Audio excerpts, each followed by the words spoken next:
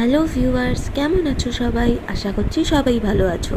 কদিন আগে আমি জবা গাছের কাটিং নিয়ে এসেছিলাম, নিয়ে এসে এইভাবে বালির মধ্যে বসিয়ে দিয়েছিলাম। আর আজ দেখলাম এটা ভালোভাবে গজিয়েও বেরোচ্ছে, তাই ভাবলাম গ্রো ব্যাগে বসিয়েই দিই। প্রথমে ড্রেনেজ হোল করে নিয়ে এইভাবে মাটিগুলোকে দিয়ে নিলাম, তারপরে খানিকটা কিচেন ওয়েস্ট দিয়ে মাটি দিয়ে ভরে নেব। কিচেন ওয়েস্ট দেওয়ার আগে খানিকটা মাটি দিয়ে নিতে হবে, তারপর কিন্তু কিচেন ওয়েস্টটা দিতে হবে, তারপরে আবার উপর দিয়ে মাটি দিতে হবে, তবেই ডিকম্পোস্ট হবে। এবার জবা গাছের কাটিংটা বসিয়ে দিয়ে চারপাশ দিয়ে মাটি দিয়ে নেব।